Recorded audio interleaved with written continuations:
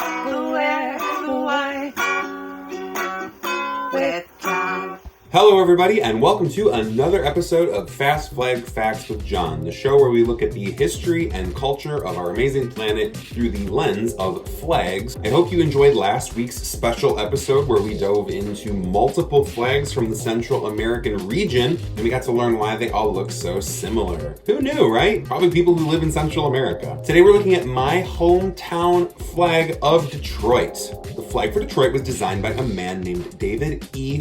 Heineman. David E. Heineman was a prominent Jewish man in Detroit who lived from 1865 until 1935, although his family had roots in Detroit going back several generations. His parents were pretty active members of the community. They owned a clothing store on Campus Martius. Unfortunately, that building is no longer there. David Heineman went to Detroit High School, which also no longer exists, and he graduated from the University of Michigan, my alma mater, with a degree in law. In addition to designing the flag, David E. Heineman had a very active role in creating the Detroit that we know today. After graduating from college, he spent a year living in Europe, and he became enamored with the idea of how many lovely green spaces many European cities had. When he came back to Detroit, he made it his personal mission for Detroit to have a European-style green space, and he is one of the founding fathers of Belle Isle, which is a wonderful little park on an island in the Detroit River. He was especially instrumental in getting the Belle Isle Aquarium created.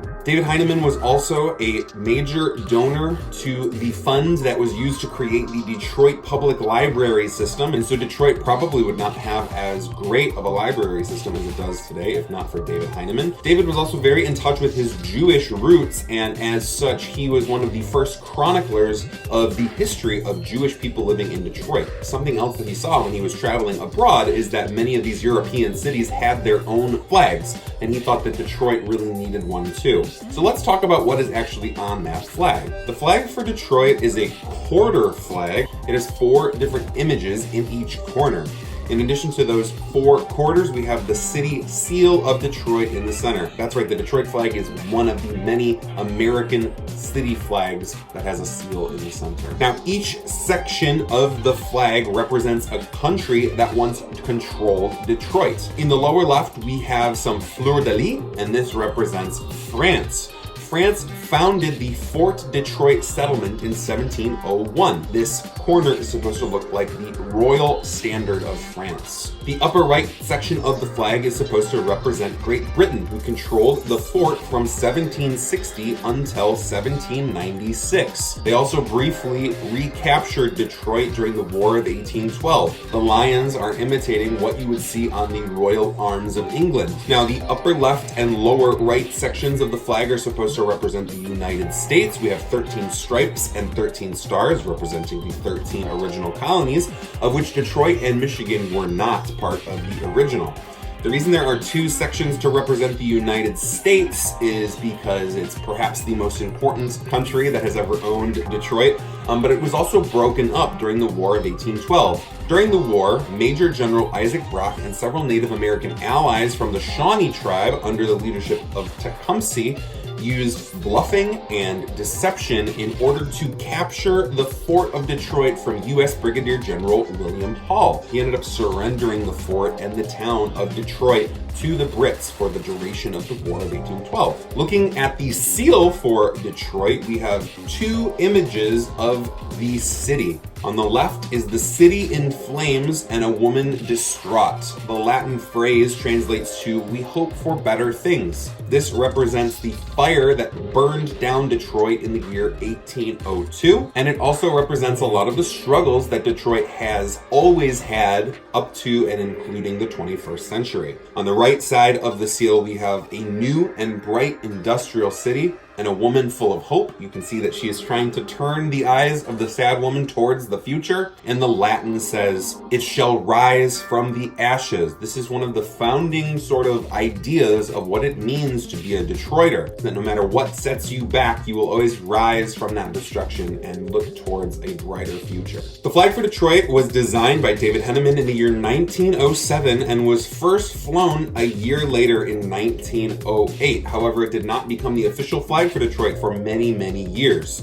Now, the seal dates back to the year 1827 when an artist named J.O. Lewis was commissioned to create a seal. He was paid $5 for creating it. The seal was actually commissioned way back in 1802, but they didn't get around to hiring somebody until almost 25 years later. This is a trend in Detroit politics, certainly when it comes to representational items. The flag itself was not made official until 13 years after David Heinemann's death in the year 1948. Now, since 1948, it has been modified a few times.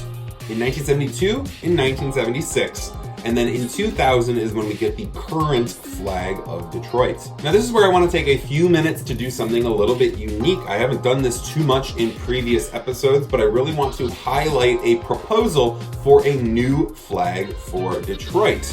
A young man and recent college graduate named Dion Mixon Jr. has created a new flag that he believes should be the official flag for Detroit. Dion is a graduate of Cass Tech High School living in downtown Detroit, and he went to Western Michigan University for college. Now, this is the flag that he is proposing, and there's a lot of really wonderful symbolism here. So first off, let's look at the colors. He says that black in the corner represents resilience, strength, and grit. The white down the center stands for righteousness. These are all principal ideas of what it means to be a Detroiter. And the blue stands for progress. The blue is a very light color because the city itself is cold. You may have heard that it's pretty cold in the D, and that's very true. And the blue also represents blue-collar workers. Now, Detroit has always been a blue-collar town. It's a very strong union town, and that has been the case for well over 100 years now. And this flag would pay deference to those people. So we have a flag where we have colors representing virtues, but we also have colors representing a lot of what the city is made up of. We have white, we have black, and we have blue for blue collar. The actual imagery on the flag, we have a star in the corner. The star is a 5-pointed star that is meant to represent the 5 industries that Detroit has pioneered. That is the auto industry, the music industry, specifically electronic music, design, life sciences, and technology. The placement of the star is meant to represent the location of Detroit geographically. If you look at the white stripe being the Detroit River, the blue area representing Canada, and the black area representing mainland Michigan, then the star is right where Detroit is. The curve of the white stripe is meant to represent the Detroit River, but it is also a visual representation of the word Detroit. The name Detroit comes from the French word Detroit, meaning the strait, and Detroit is on a strait along the river, and so this curve shows us the name of Detroit in a visual representation. It is also an ascending curve, so this new flag proposal still uses that idea of rising from the ashes in its imagery, but it does it without having Latin text written on a seal. I'm going to talk more about that flag at the end. Now, where can you see the flag for Detroit? Ultimately, you really cannot see it in too many places. Detroit and the city of Chicago have a very interesting relationship, and Chicago really loves their flag. You can see the Chicago flag all over the place. And so for some Detroiters who want to make Detroit sort of the next Chicago, you will see some people flying this flag and representing this flag. However, people in Detroit really don't love this flag as much as some people in other cities do. And I think that's a really good argument that Dion Mixon makes for why we should have an updated, more modern looking flag in the city. The reason I wanted to talk about this flag today is simple. It's my hometown. It is something that is representative of me, and it is one of the flags that actually got me into vexillology. I know that this flag breaks a lot of rules and that a lot of people think it's ugly. Probably the biggest, most damning thing about it is the seal in the center.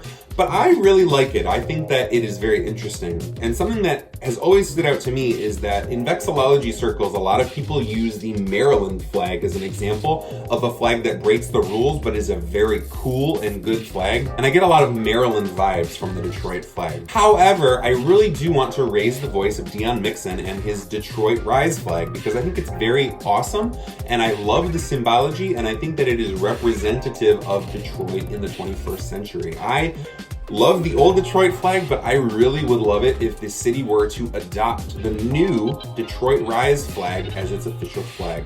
So I encourage you to go to Dion Mixon's website and to fill out a letter to send to the leadership in the city of Detroit asking them to adopt the new flag. This is not a paid endorsement. I've never spoken to Dion before. He does not know that I exist. I just believe in the cause. I think it's an amazing new flag. I would happily fly the old and new flag for the city of Detroit. All right, everybody, that does it for this week. I hope you enjoyed learning a little bit about the Jewish history of the city of Detroit. Make sure that you like and subscribe to this channel. I am crawling and scratching my way up to 100 subscribers, and I am very close. So please share this with your friends and please encourage them to subscribe to the channel. Next week, we are going to look at one of the heavy hitters. We are going to look at probably the most beloved flag in the world of vexillology, the flag of Amsterdam. And I'm going to have a kind of a hot take about it.